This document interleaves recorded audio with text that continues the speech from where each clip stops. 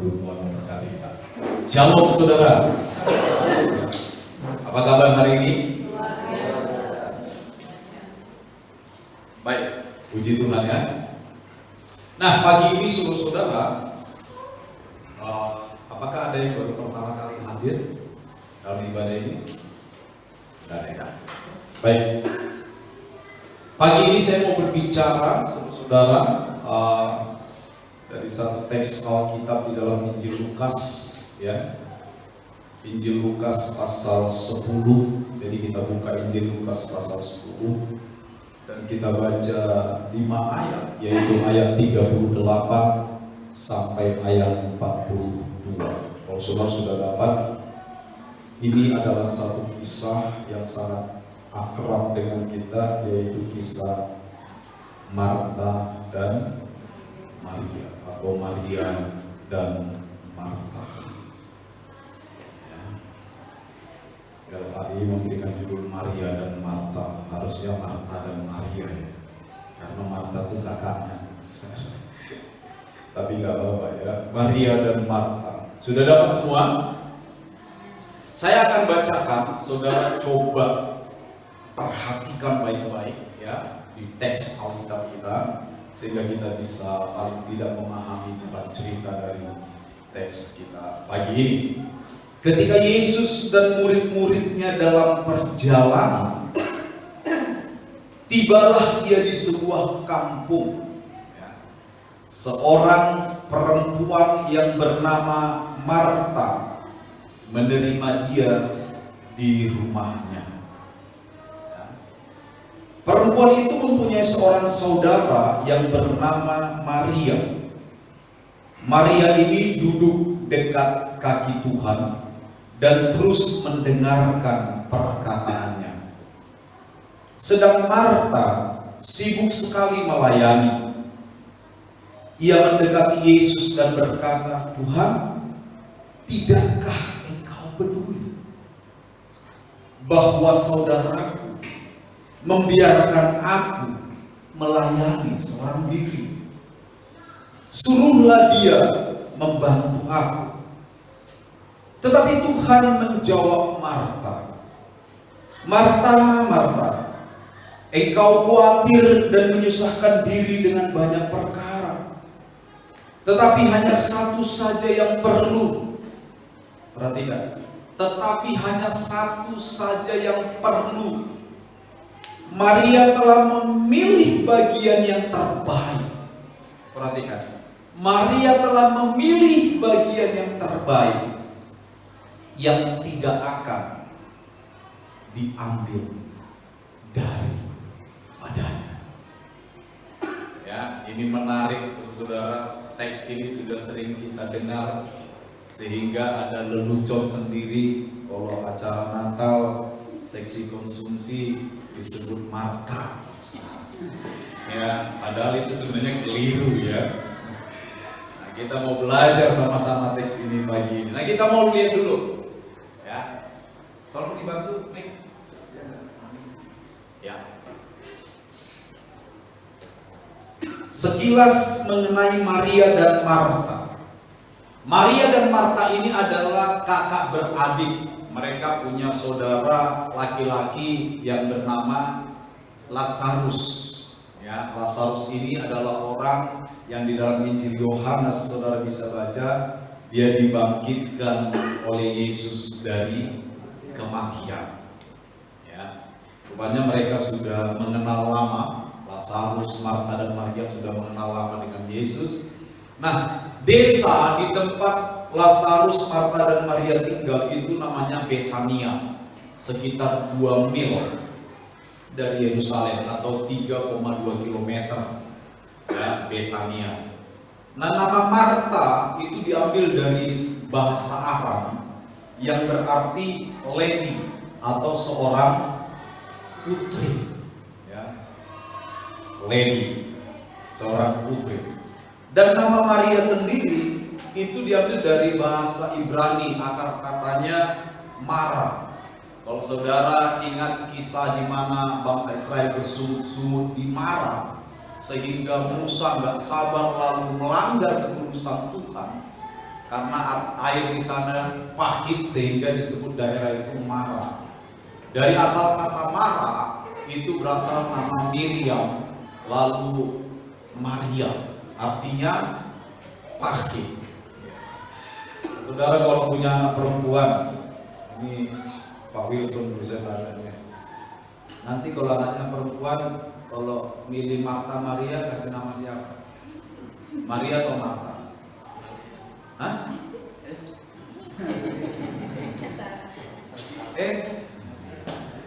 Mau Marta apa Maria Pak? Mau usah tanya istrinya. Kalau lihat dari arti katanya ini kira-kira lebih enak nama anak perempuan tuh Maria apa Marta? Maria. Hah? Dari arti nama. Marta kan? Marta itu lady, ya, seperti lagunya Still Heart. You forget me. Ya, Still Heart. Jadi gak ada yang mau kasih nama Maria? Enggak. Hah? Ya. Nah, itu. Next. Nah, tentang Yesus, waktu itu firman Allah berkata, Yesus dan murid-muridnya sedang dalam perjalanan. Jadi Yesus sedang dalam perjalanan menuju Yerusalem untuk disalibkan.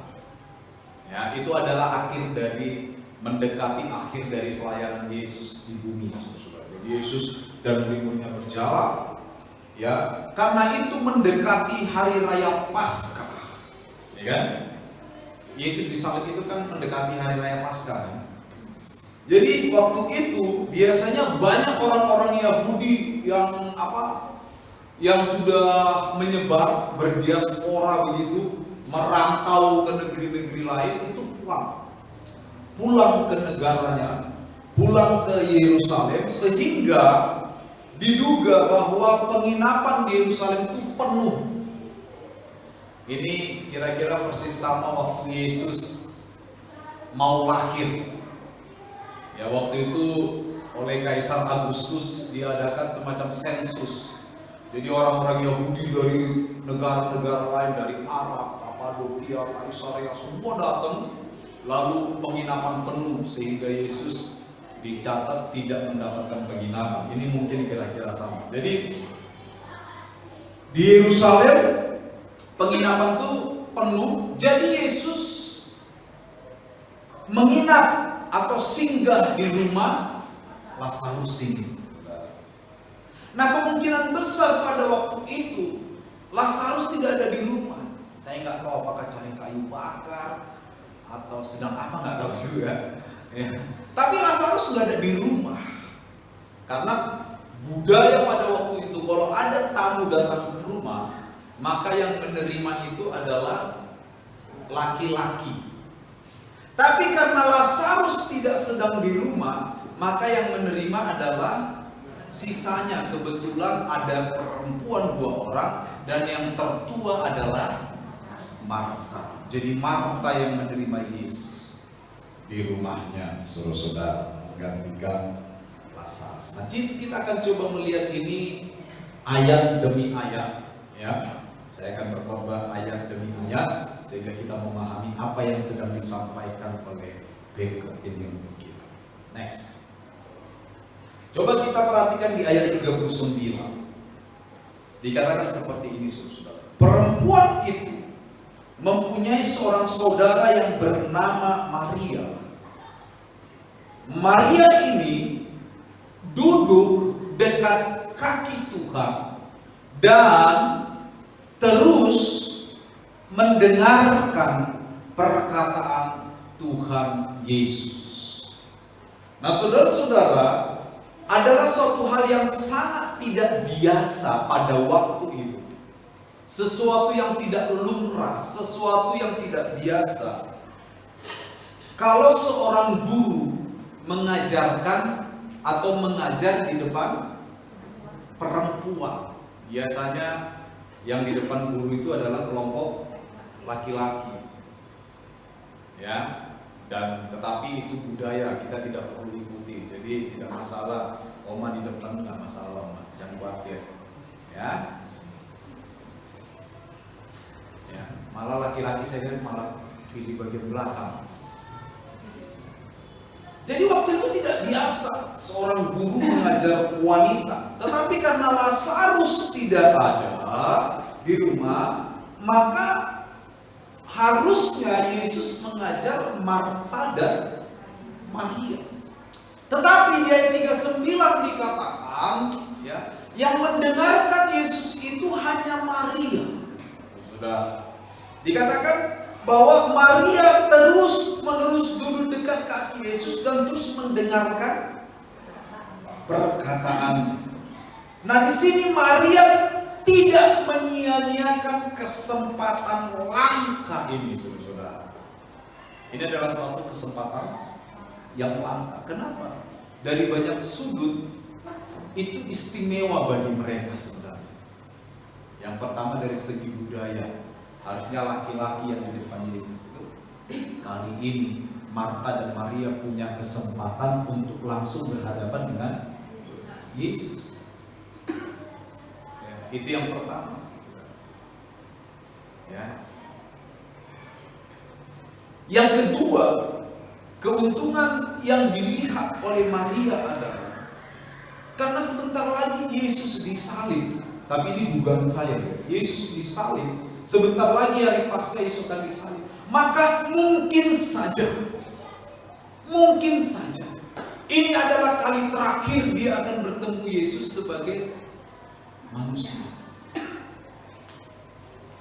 Kalau saudara memiliki family misalnya, lalu family saudara sudah sakit, dokter sudah vonis dia meninggal, umurnya tinggal 2 hari, Pak.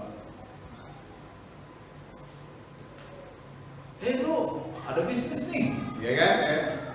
Berapa nilainya? Ya, $6 million. Besar. Terima nggak? Kira-kira saudara terima bisnis itu dan pergi keluar kota, atau menghabiskan kesempatan terakhir dengan saudara yang family yang saudara cintai? Kira-kira apa pilihan saudara? Berat ya? Ini bisnis besar, Pak. Kalau dia mati, ya matilah. Begitu? Oke, saya ubah, bukan family. Misalnya bapak saudara mau mati. Ya, lebih dekat. Saudara ditawarin bisnis besar dan harus keluar kota. Sementara dokter sudah vonis nih, bapak tinggal sehari. Saudara pilih keluar kota atau menghabiskan waktu dengan si bapak? Besar loh, Pak, bisnis ini, Pak. Sayang loh dilewatin. Kira-kira pilih A, B, atau C, tidak kedua-duanya? Yang mana? Pilih dekat bapak karena sehari lagi dipanggil Tuhan.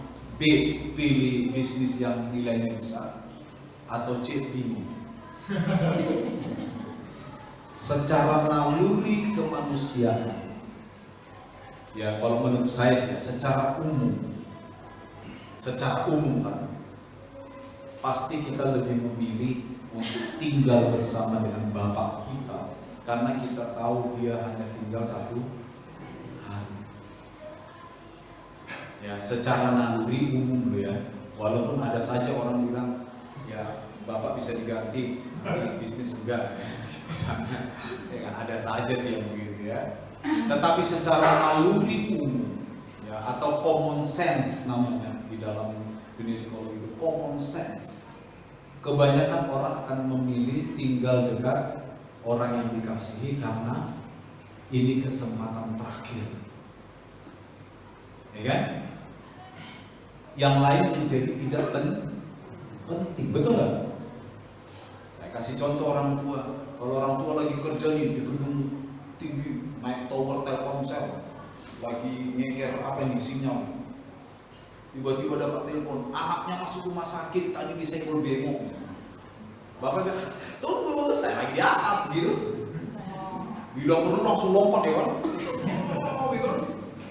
Turun cepat-cepat, tinggalkan tower Telkomsel menjadi tidak penting. Kau tidak berfungsi, tidak penting lagi. Yang lebih penting siapa? Nah itu namanya naluri umum.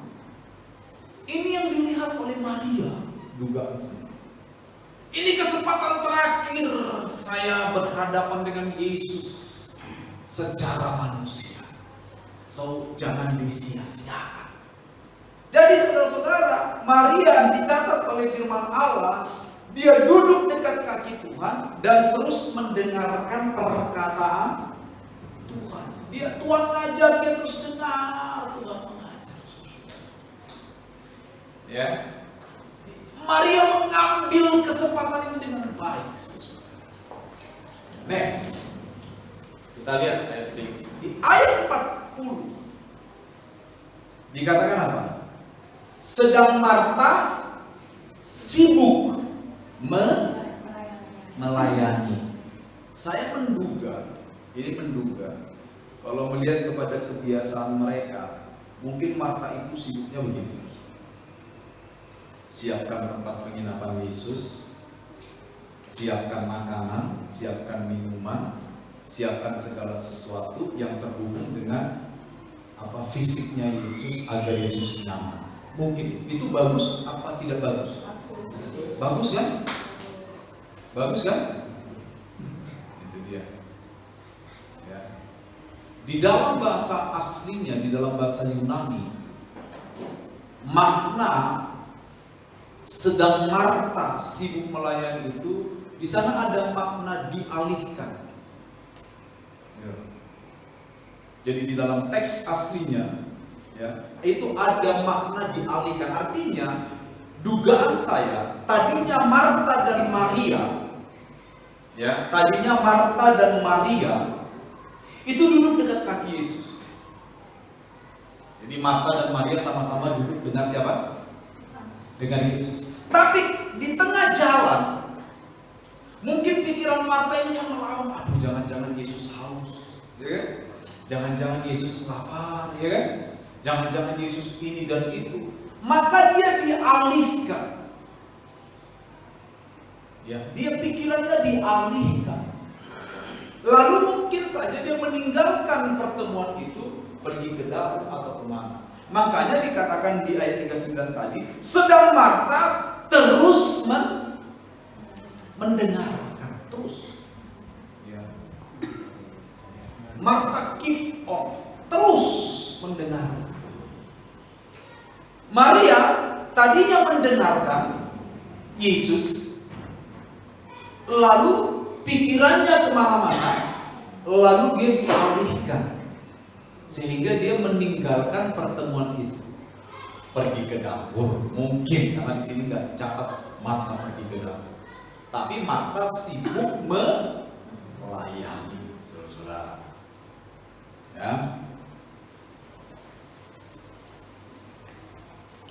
Ini sebenarnya masalah ketetapan hati. Kalau di ayat 42 dikatakan memilih bagian yang terbaik. Itu yang saya bilang tadi. Bagus nggak sikapnya Marta melayani Yesus? Bagus nggak? Siapa yang bilang bagus? Angkat tangan. Pak Nathan nggak bagus dong. Sepakat bagus sikapnya Marta. Tetapi saat itu, ingat ya penekanannya ya. Saat itu, dalam kondisi saat itu, ada yang lebih bagus. Mengerti ya? Makanya Maria dikatakan di ayat 42, Maria terus mendengar perkataan Yesus di ayat 39, dan di ayat 42 tindakan Maria ini oleh Tuhan dinilai sebagai Maria telah memilih bagian yang terbaik. Jadi apa yang dilakukan Marta sebenarnya baik. Tapi yang disayangkan sebenarnya kenapa Marta tidak memilih yang terbaik pada saat itu.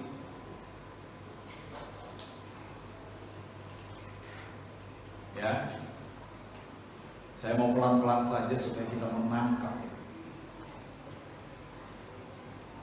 Dan Yesus di ayat 42 memberikan nilai kepada yang terbaik itu adalah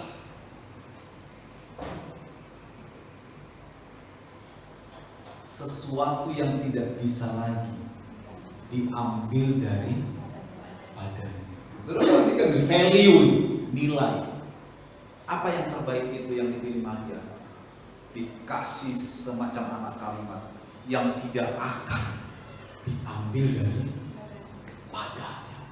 Dengan kata lain, yang akan terus melekat di dalam hidupnya.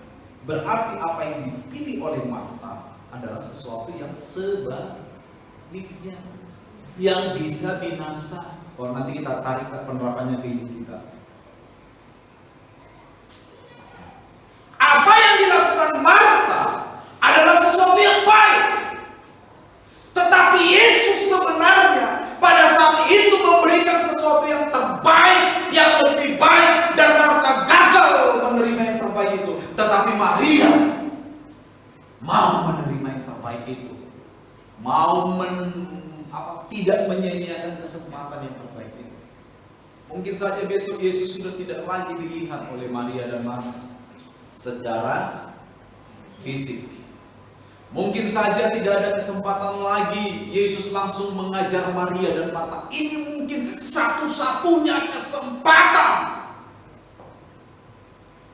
Saudara melihat kegentingannya, urgensinya, saudara lihat. Ya. Next, kita akan lihat di ayat 40, ya. Bahkan Marta meningkatkan kesalahannya. Di ayat 40 dikatakan apa? Sedang Marta sibuk sekali melayani. Ia mendekati Yesus lalu berkata, Tuhan, tidakkah engkau peduli? Atau dengan kata lain, Tuhan, mengapa engkau tidak peduli? Ini tuduhan yang luar biasa mungkin bagi Tuhan. Tuhan dituduh sebagai Tuhan yang tidak peduli. Tetapi secara manusia, ini mungkin bahasa yang biasa. Sama dengan kita misalnya lantai gitu, saat ada saat, kok kamu nggak peduli sih? Secara manusia, tidakkah engkau peduli bahwa saudaraku si Maria ini membiarkan aku melayani seorang diri? Nah, akhirnya Marta menyalahkan siapa? Maria. Bahkan menyalahkan Yesus untuk keadaan yang timbul karena pilihan yang salah tadi. Saya mau jelaskan pelan-pelan. Ya, sebab teks ini agak rumit memang kalau kita ini. Dan saya tidak mau jemaat yang saya pimpin salah memahami teks ini. Ya, mudah-mudahan besok Natal seksi konsumsi tidak lagi disebut sebagai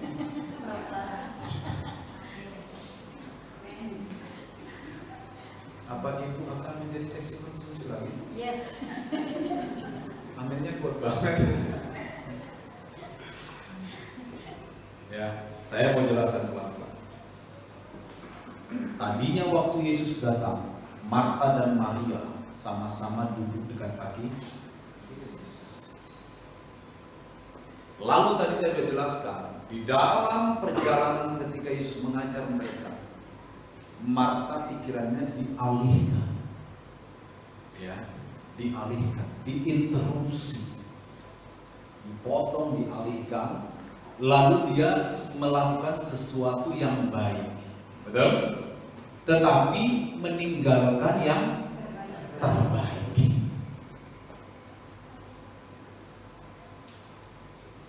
Lalu saudara, karena dia sudah memutuskan melakukan yang baik tadi, meninggalkan yang terbaik, lama-lama mungkin dia capek.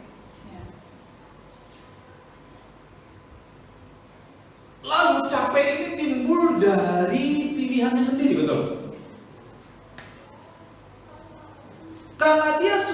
semakin capek karena dia memilih untuk meninggalkan percakapan dengan Yesus, ya, maka pikirannya bertambah kacau.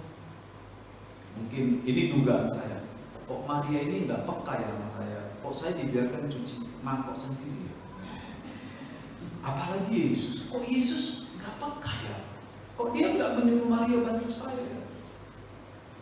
Marta tadinya nyimpen dalam hati, lama-lama dia nggak bisa. Wah, ini harus saya kasih tahu Yesus. Mungkin Yesus neng. Yesus, masa nggak peduli Yesus? Suruh dong Maria bantu saya. Kan? Yang terjadi pada kisah itu adalah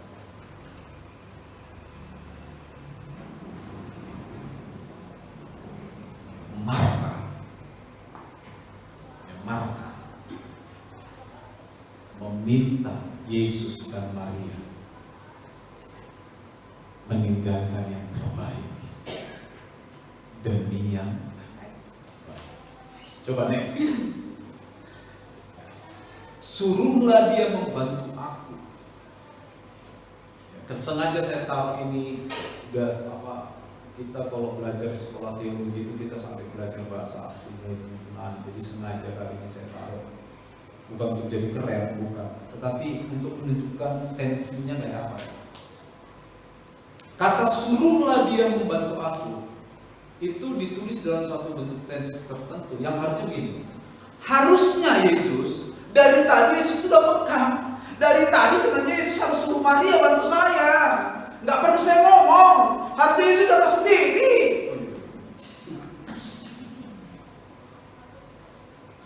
Ngerti ya?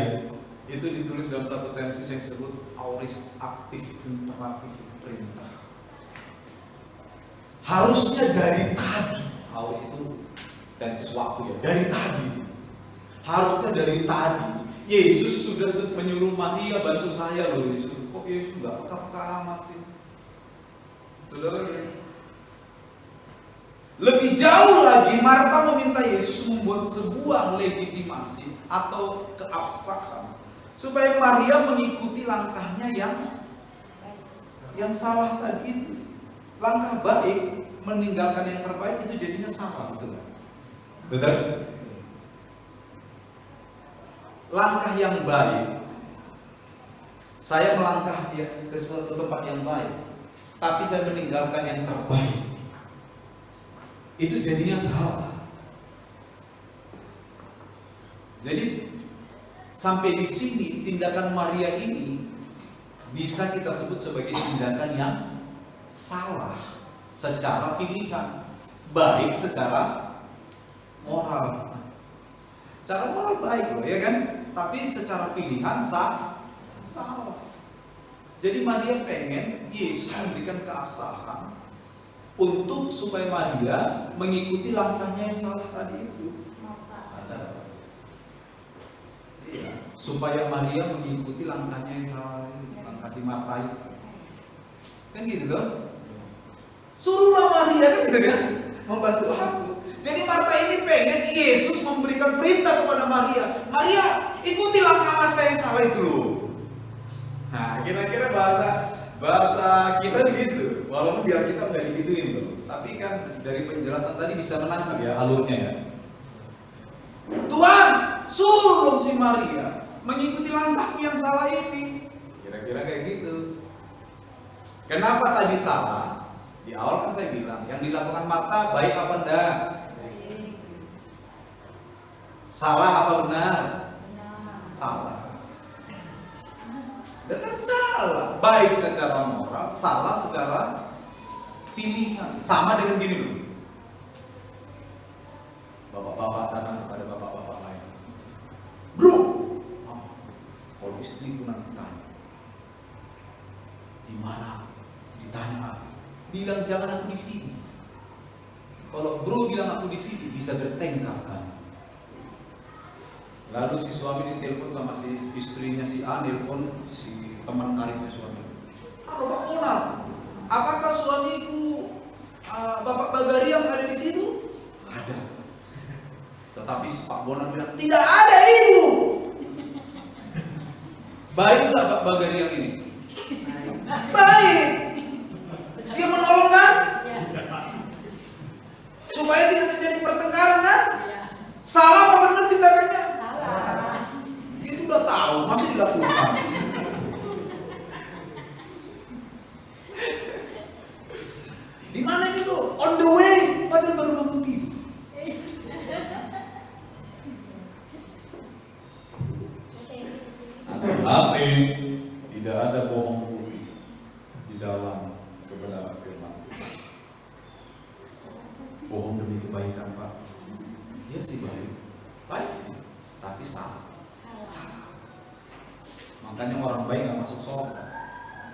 Yang masuk itu orang benar, betul nggak? Betul. Betul nggak? Alkitab loh, banyak orang yang baik, betul? Yang benar yang masuk surga. Jangan bilang saya baik masuk surga. Saya udah tolong teman saya kemarin. Tolong apa Pak? Oh istrinya nih mau berkelahi mereka. Saya bilang aja nggak ada. Ada. Saya kan baik Pak, yang baik sekali. Tapi salah. Nah kira-kira kayak gitu itu. Ya. Dalam ilmu psikologi itu disebut less evil. Artinya tindakan kita itu mengurangi dampak jahat yang muncul. Tetapi kadang-kadang tindakan yang seperti itu justru tindakan yang salah. Ya. Jadi Marta meminta Yesus supaya menyuruh Maria mengikuti langkahnya yang salah itu tadi. Meminta Yesus melakukan sesuatu yang bukan kehendak Yesus itu sama dengan mencoba Yesus. Makanya kan kita sering bertanya kan, apa sih makna mencoba Yesus itu apa sih? Kan, janganlah kamu mencobai aku, kan gitu kan? Apa maknanya? Mungkin makna yang sangat umum yang bisa kita artikan mencoba Yesus itu meminta Yesus melakukan sesuatu yang bukan kehendak Yesus. Itu namanya mencoba Yesus. Itu sama dengan gini loh. Tuhan, saya mau misalnya ke Labuhan, berkati saya jauhkan dari semua mara bahaya.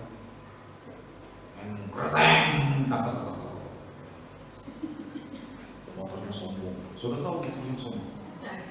Tahu kan? Udah pernah kan saya belikan tuh? Iya. Itu kalau di starter. Sombong.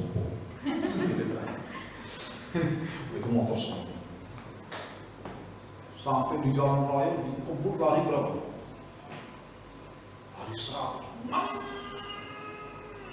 Tapi doanya malaikat Tuhan berkemah di sekeliling orang yang percaya lalu meluputkannya. Ikuti itu kita pasti. Tiba-tiba orang tua Tuhan, di mana malaikatmu? Firman-Mu berkata malaikat Tuhan akan apa? Berkemah melindungi aku. Tuhan jawab dari surga, ada sih nak, cuma dia tinggal jauh. Dia kecepatan 50, kamu 100 sebenarnya. Iya kan? Itu namanya mencobai Tuhan, saudara. Itu sama dengan gini loh. Tuhan, saya mau berjalan di jembatan bambu segini tapi tutup mata, tolong saya Tuhan. Dan buat apa? Tuhan kan ngomong dari surga, mata ada tuh. Buka dong bro. Kan gitu kan? Kita sering loh mencobai Tuhan dalam hidup kita. Tuhan saya mau lakukan ini terpaksa saya lakukan, Tuhan terpaksa ini Tuhan terpaksa ini. Kalau nggak kadang terjepit nggak saya lakukan, tolong saya Tuhan. Walaupun ini dosa, tolong saya supaya tidak celaka Tuhan. Kan mencobai Tuhan. Betul nggak? Hati-hati. Nah Marta ini meminta sesuatu yang bukan kehendak Tuhan, dia sedang mencobai Tuhan. Ya. Next. Nah di ayat 41 dan 42 Yesus menjawab Marta begini. Marta. Kira-kira kayak gini ya. Nggak tahu nada suara Yesus ngebas apa bariton atau tenor ya. Kalau bariton Marta, engkau khawatir dan menyusahkan diri dengan banyak perkara. Ini perlu kita amati perkataan Yesus. Perkara apa sih yang terjadi hari itu?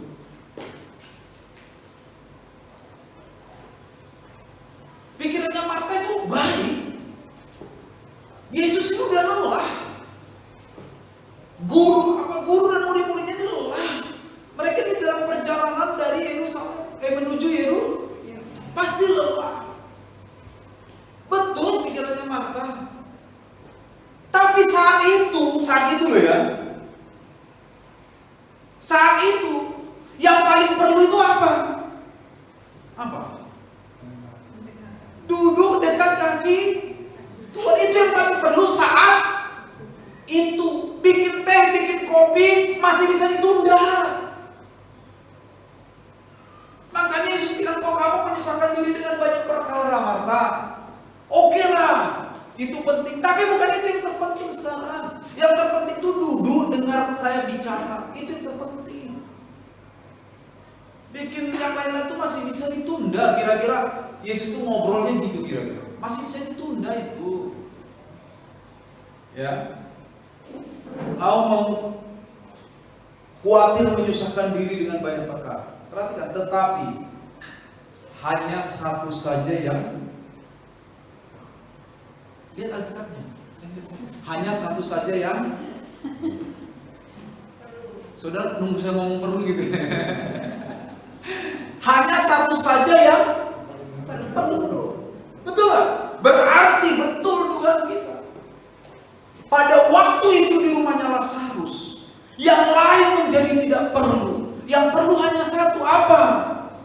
Duduk dan mendengarkan Yesus berbicara. Itu yang perlu pada saat itu.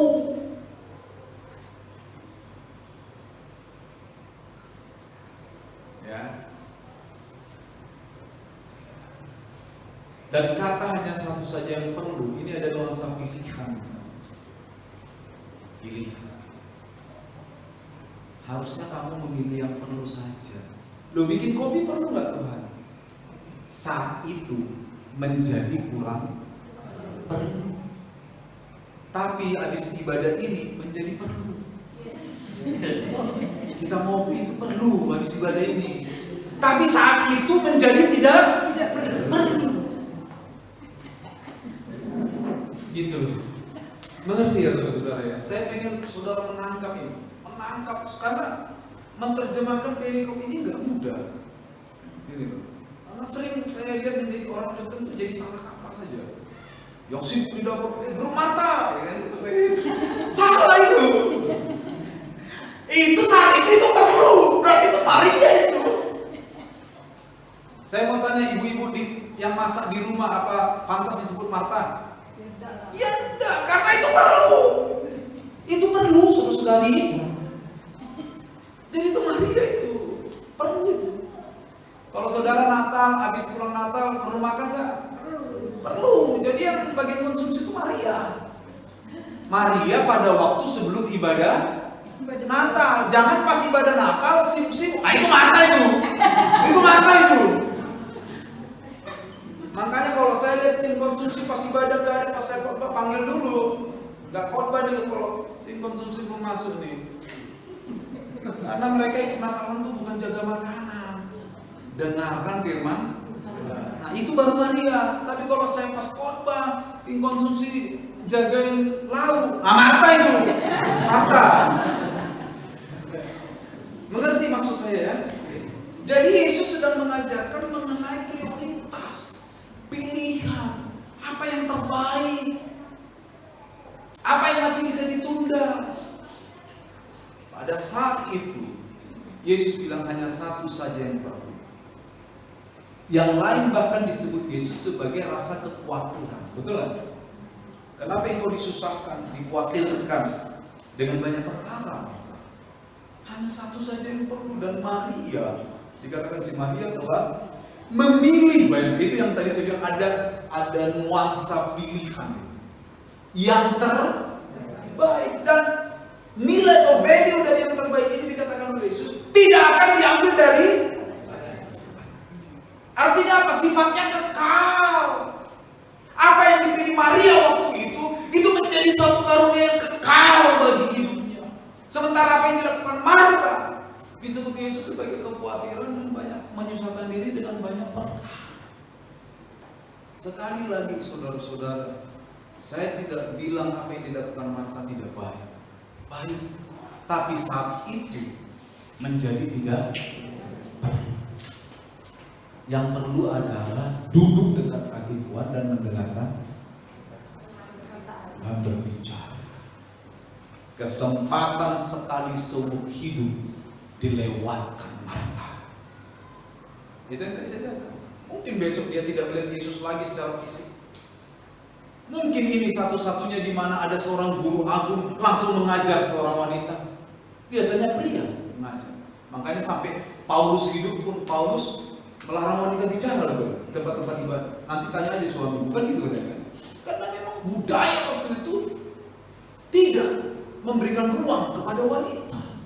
Dan ada kesempatan wanita menikmati ruang itu. Bukankah itu spesial? Betul? Dan Marta menyanyiakan itu, saudara. Marta menyanyiakan, dan itu kegundahan Yesus. Marta, Marta, kau khawatir dan memisahkan diri dengan perkara yang tak perlu. Hanya satu saja yang perlu. Maria telah memilih bagian yang terbaik, yang tidak akan pernah diambil daripadanya. Sekarang tinggal kita, saudara. Mari kita cerdas menentukan mana yang perlu, mana yang kurang perlu. Mari kita cerdas. Jadi perikop ini bicaranya hanya soal itu saja. Kecerdasan rohani ketika kita harus memutuskan mana yang terbaik ketimbang yang baik. Betul? Mana yang terbaik ketimbang yang. Kalau hanya membedakan yang baik, yang terbaik dengan yang tidak baik, gampang. Saya mau tanya saudara, ayo nanti bohong, mau nggak? Nggak mau, jelas itu nggak bagus. Nanti kalau pergi ke rumah orang ya, dia ambil batu, pecahin kacanya. Mau? Nggak mau. Ya kan jahat. Tapi kalau saya kasih pilihan yang baik dan yang terbaik, susah tentunya. Kita perlu kecerdasan dari Tuhan. Kita perlu hikmat dari Tuhan. Kalau hanya untuk memilih yang baik dan yang buruk, anak SD juga bisa. Sorry. Tapi kalau untuk memilih yang baik, yang terbaik ketimbang yang baik, kita perlu Tuhan untuk melakukan. Amin. Amin.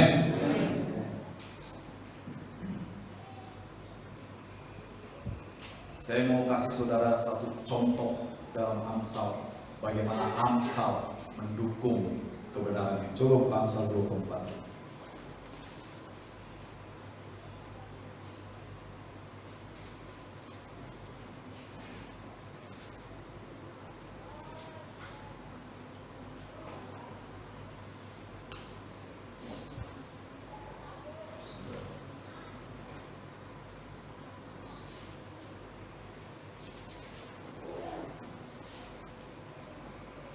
Oh, Amsal 26, Amsal 26.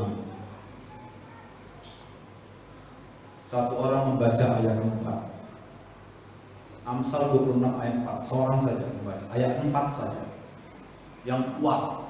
Satu orang. Jangan menjawab orang begal menurut kebodohannya, supaya jangan engkau sendiri menjadi sama dengan dia. Oke. Jangan menjawab orang bebal menurut kebodohannya. Satu orang lain baca ayat 5.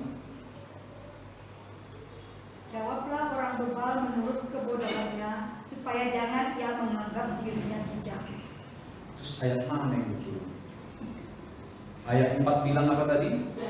Jangan menjawab orang bebal menurut kebodohannya. Ayat 5 bilang apa?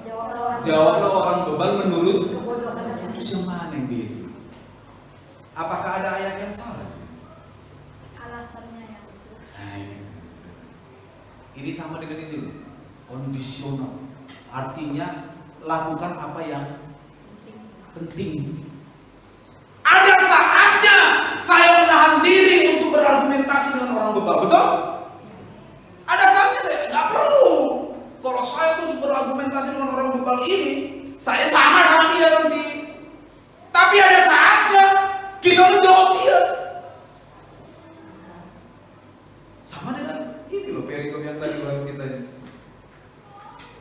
Ini bicara pilihan dan kecerdasan rohani dalam menentukan pilihan. Ya, boleh nggak kita bertengkar? Boleh. Boleh. Wah, ini pendeta bahaya nih. Ngajarin boleh bertengkar. Oh, boleh. Bertengkarlah dengan benar. Jangan bertengkar dengan cara yang salah. Suami istri boleh nggak bertengkar? Boleh. Siapa di sini suami istri nggak pernah bertengkar? Ayo, angkat tangan. Banyak kok. Nggak pernah, Pak? Nggak pernah tengkar? Oh. Ada suami istri nggak pernah tengkar di sini? Nggak ada. Pendeta aja tengkar loh. Saya nggak pernah bertengkar. Tapi bertengkarlah dengan cara yang benar. Loh, kita Amsal. Suatu saat saya akan mengajarkan tentang kata-kata hikmat dari Amsal ya, dan salah satu kata-kata hikmat itu bertengkar. Biasa. Bertengkar. Kita boleh bertengkar, tapi dengan cara yang benar. Jangan bertengkar buat kebun binatang, itu nggak benar. Jangan waktu bertengkar maki-maki sama sini, itu nggak benar. Jangan waktu bertengkar ungkit sana, ungkit sini, kayak eskavator aja ya bro ya. Mungkin. Jangan bertengkarlah dengan cara yang benar. Yesus pernah nggak bertengkar? Hah? Pernah. Dia lihat nih pastor, apa itu sudah banyak burung, banyak itu, dibikin seperti betul lah. Gebrak, bukan aja digebrak, meja ditunggang balikan. Burung-burung merpati di lalu dengan wajah yang seram dan penuh iba-iba. Rumahku adalah rumahku, tetapi kau jadikan sarang penyaman. Wih, diperlambat itu slow motion mungkin. Yesus pun pernah bertengkar seperti itu, tapi dengan cara yang benar. Pada saat itu, cara yang benar adalah menunggang balikan meja. Itu cara yang benar pada saat itu. Itu budaya sekali, kultural sekali. Tapi hari ini kalau saudara bertengkar, jangan tunggang balikan meja. Itu nggak sama. Jangan bilang, wih, Yesus dalam Injil Yohanes menunggang balikan meja. Mari kita bertengkar, yuk ya meja, yuk kita hancurkan, piring pecah, melayang sana sini. Bukan itu, ingat. Makanya banyak kita salah kaprah dengan Alkitab apa? Karena kita meniru bentuk, betul nggak? Bukan meniru prinsip. Nah, yang saya ajarkan ini prinsip. Kalau meniru bentuk itu tadi, orang seksi konsumsi dibilang Marta, kan jadi salah, ya kan?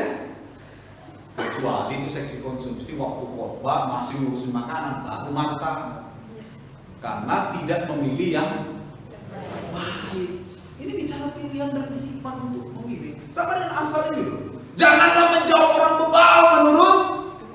Artinya gini loh, ada waktunya kamu diem, biarpun kamu S2, S3, ada waktunya kamu diem. Jangan selalu bilang, sekolah gua tinggi nih, kamu apa sekolahmu? Ada waktunya kamu diem, udahlah biarkan dia ngomong, biarkan puasa. Tapi ada waktunya kamu dengan tegas menjawab, menurut kebodohannya. Kamu tuh gini, salah ini. Ada waktunya. Ada waktunya. Masalahnya di mana ini?